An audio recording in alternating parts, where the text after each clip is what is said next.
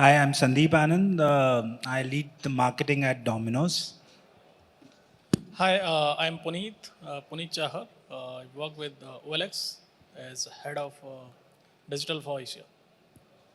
Hi, I'm Nandagopal. I am the editor of IndianExpress.com and also the business head.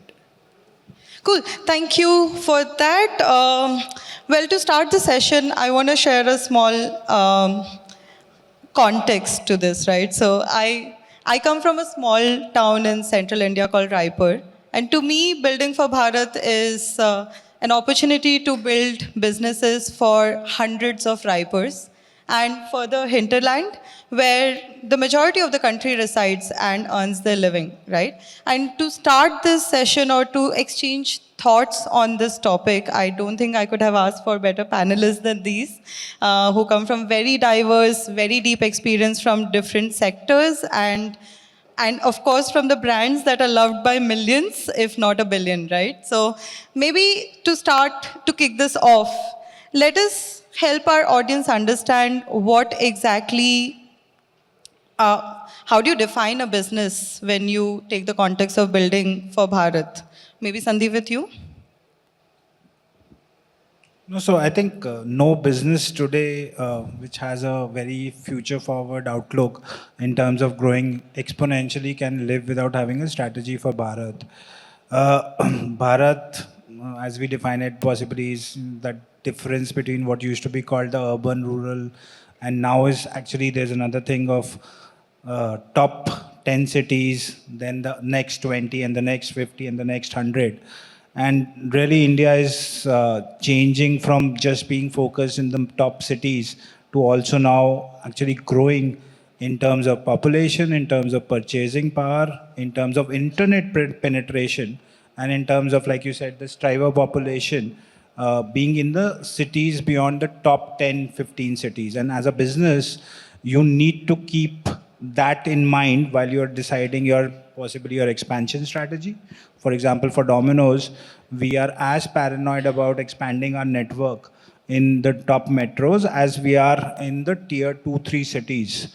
When we think about our communication strategies, we are also mindful of what is the consumer need which is there in these cities. So as a business, you have to keep that in mind that possibly the share of growth may come more from Bharat than what versus what currently or in the past has been in terms of metro centric. That's where the money is. But Puneet, coming to you, right? When you look at locales other than metros, like Sandeep said, do you have any insights drawn until now when you describe your business for this sector? No, so one is obviously every brand needs growth, and that growth will come from these smaller cities. However, these smaller cities, the people there are they want aspirational brands and products, and digital has given that opportunity, that access to those products. So digital has changed the market altogether. If we talk about, we have two major businesses. One is, into transaction, the auto business, that is more focused on the top cities. Obviously, that is where the cars concentration is. But our classified business, where, you can buy or sell, anything, you can list anything. More than a third of, listings come from smaller, towns. So that is where, obviously the growth is.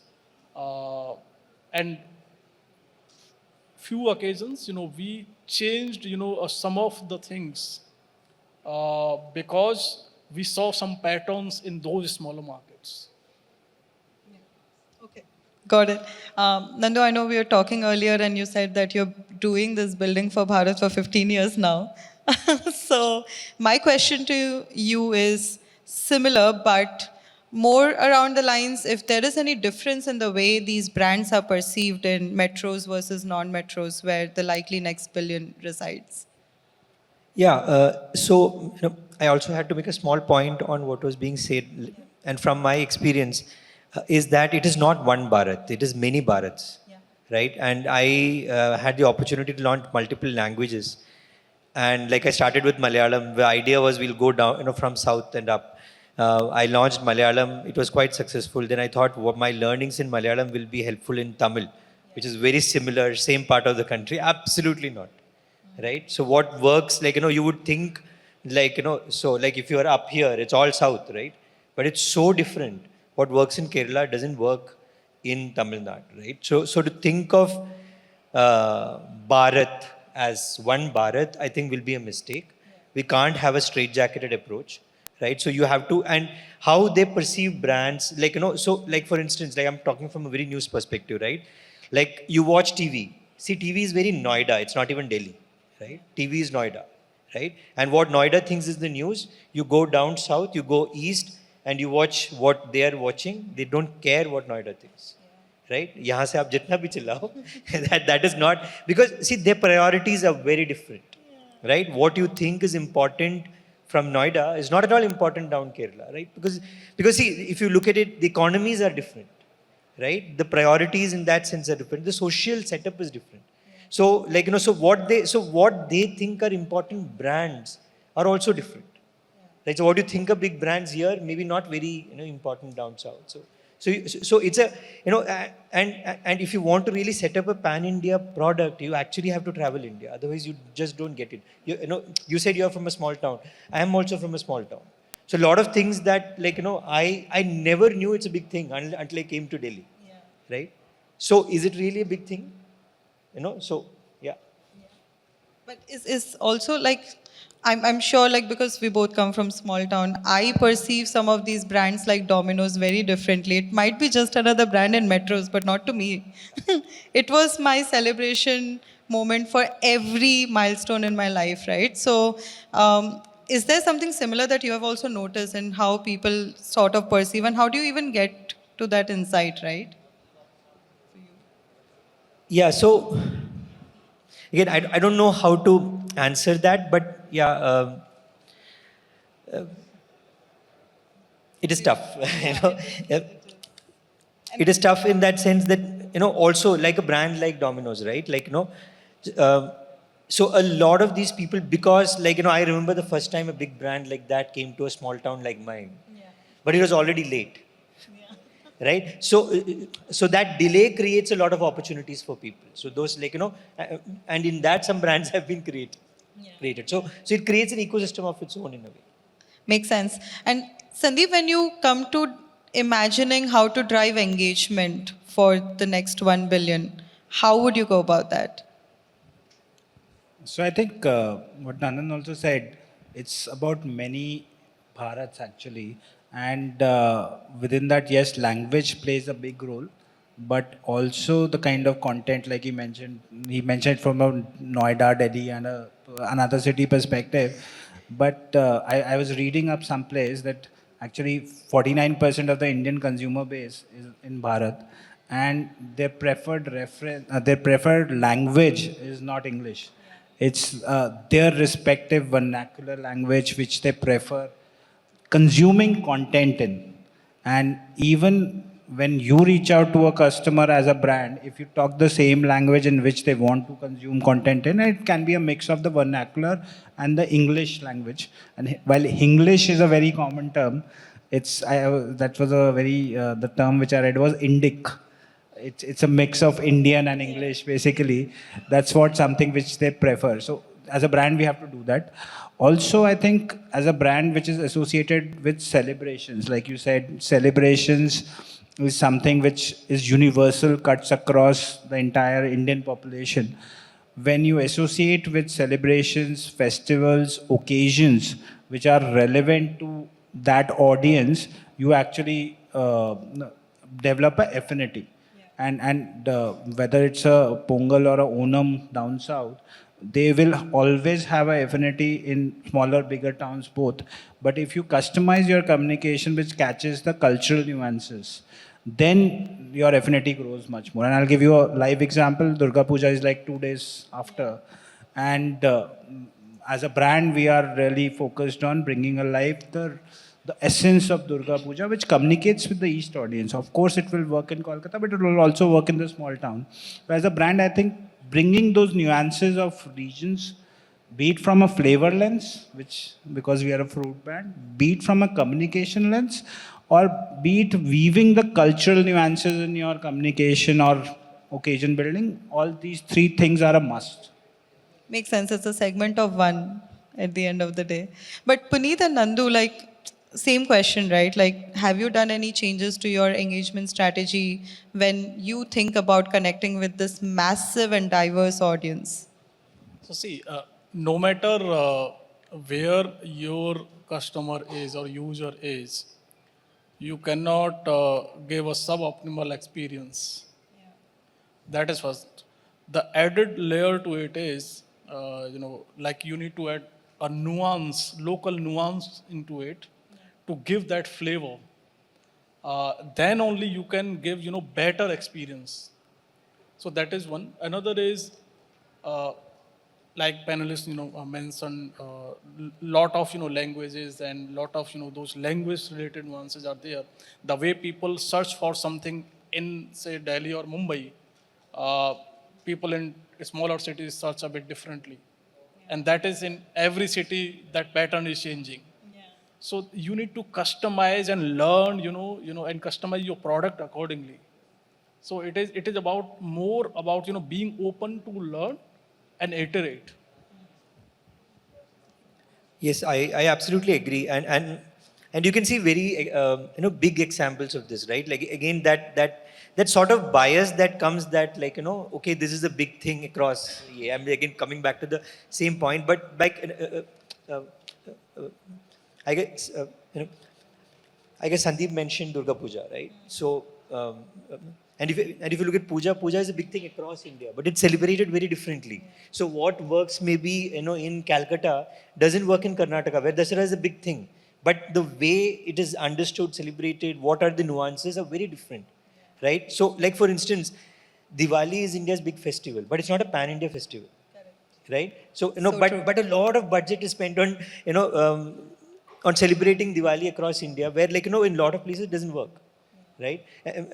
I'll give you another example. For instance, like I've seen in South India, a lot of Hindi communication is put in English text and very expensive hoardings, like and people are standing and laughing under it, like because in the local language this might be an abuse, some of these words, right? People just not understanding or just using Google Translate. It's offensive at the It's very offensive least to their often, culture, like to their but down south the sense of humor is quite good. So like you don't have a problem. People are not going to protest, right? But they're going to have fun at your expense.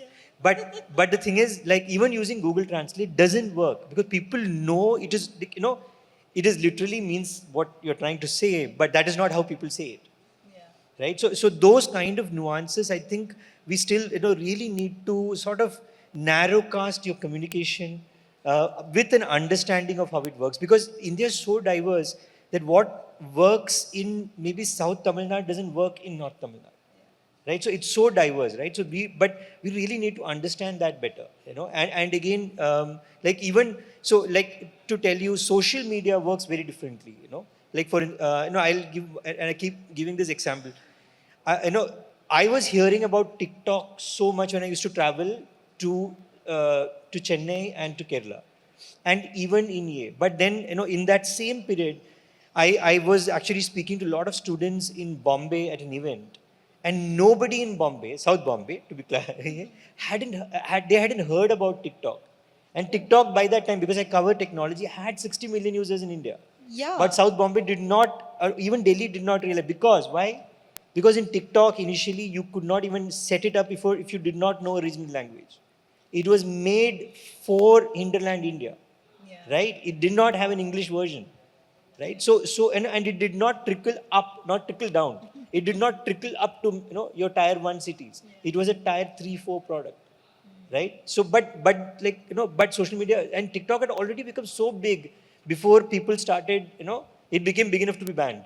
Yeah, I think a Right? lot of influencers there were from villages more than Absolutely. some of these Absolutely. metros. Yeah, I can totally relate to what Nan just mentioned, and just to give one example. So we created a film for Otto's business. And when we saw the film, the dealer which was mentioned, one of the characters, was looking so North Indian. Then we had to, make 2 more films with South-looking guys. And when it came to, the communication, we used to, obviously do the translation and everything. But then we will send that communication to our teams who are based out, of Bangalore or Chennai, Hyderabad, to make sure that the translation is correct or not. And culturally, it is making sense or not. Because it is not just about words. Same word in different context, meaning would change totally. So yeah, I can totally relate, with that. So there is like Bharat's within Bharat's concept, which has many languages, but inside each language there is a colloquial angle to it, which only that language bearer understands, right? So, and it's a huge problem to solve, and which is why I mean, my next question is also around like this is about more about engagement strategy, like what should you think about when you engage with them. But let's come to the product side of it, because that also has to cater to the essence of connecting with this next billion of the booming economy. So let's take OLX for an example, right? Did you envision or make any significant changes to the product as such so that it talks more the language of the reader? So because ours is a digital product, you use the app or website, and then behind we have a lot of tools. Just to give an example, say our pricing engine. For every city, we know those nuances, how people negotiate in different cities. And those kind of information we feed into the pricing engine as well. Because we need to predict a price, determine a price. On that price, the owner is ready to sell the car. The dealer is ready to buy the car. And we should be able to make money in between. And It's possibly the only QSR which is there in town, and it's considered as a hangout place for the youth. It's not just going there to have a meal, and therefore it needs to have those snacky options which constitute our small time menu, because we saw those occasions being there. So it's also the physical product you have to adapt. So you're actually enhancing the product line as well, learning from what your audience needs. That's interesting. Any thoughts from you, Nandu? Yeah, so again, customization and personalization is the buzzword. Like, but in a country like India, it's an imperative, right? Like, as in you have to, as we mentioned, like, do you do it for 30 states, or do you do it for specific locations? Ideally, I would say you have to do it for every person, right? Because especially in the news business, right? Because your requirement for news is very very different. When I started doing digital, it used to be called ABCD. I don't know how many of you have heard about digital and ABCD. Like, for those who don't know, it's astrology, Bollywood, cricket, and devotion. That is what people read in India or want to know in India. It has changed quite a bit, but still, like 10, 20, 15 years ago, maybe that is how you set up a website. These are the 4 sections you had, right? It's changed a bit, but that even in this ABCD, the composition changes. So how do you customize your product, for every person? It's very difficult. I'm not saying that Express has been successful. We have done parts of it. Like, if you're in Pune, you will see some Pune stories. But what you want to see after the Pune story is very different from what a person wants to see in Bombay, right? So how do you, bring in that kind of, and it is, it has to be, and I think that is the kind of problem technology has to solve, right? People, like, there's a lot of conversation, like, I've been in a lot of journalism conferences. Everybody's scared about AI. Everybody's scared about AI because everybody's looking at AI from a content perspective. AI will replace content. But I think the opportunity that AI has is to connect the dots between content and readers. And not a lot of thinking is happening in that space, right? Can it do that, that algo at real time? Because it keeps changing, and we keep talking about onboarding people and getting their preferences. Like, but there are studies now that says what people actually tick as their preferences and what they actually read is very different, right? But can you, keep making that change, on the fly? And that is the kind of technology I think, we are struggling with. Interesting. I think I'll come to we spoke about engagement product. I'll come to the omni-channel part of it. Like we talk a lot about omni-channel engagement, but when you put that next billion lens, what does omni-channel really mean? And how does the channel mix look like when you envision it or execute around that? We can start with anyone. I think it's going to be very similar to the rest of India there. And the way I'm seeing the penetration of e-com, or for that matter, even online purchases, or even the kind of white goods, electronics, phones, which you see the youth of Bharat having, uh, it's fast catching up to what we are seeing, what we used to see in the metros itself. The reason for that is, as I said, internet penetration is very high, internet usership is very high, so they are exposed to all those aspects which are there in the big towns, and their aspirations are that they should have the ownership of all those things.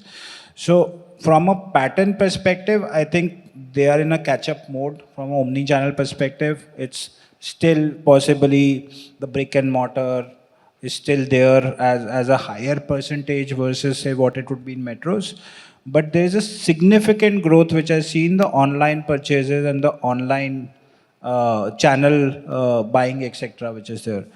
Over a period of time, I don't think it will be very different in as a omni-channel strategy. I don't think it will be very different in Bharat or the metros. For me, it's going to somewhere maybe as early as 5 years down the line merge to to a large extent, I would say. So, like earlier we were talking about, the segment of one. Yeah. So there, there is no India or Bharat. It is a segment of one. Yeah. You are communicating to that specific user in that specific user's language as per their interest. If I talk about our transaction business, it is like digital plus physical because we do inspection and the transaction happens offline and we have connected those dots so that we know. But when it comes to our classified, so we have not done any say paid acquisition for years now, for a couple of years now. So it is totally retention strategy, that is there, and we utilize, all the channels, of like push notification and emails and SMS. Every channel, is there. So we utilize those channels, to engage with that audience and grow that audience further.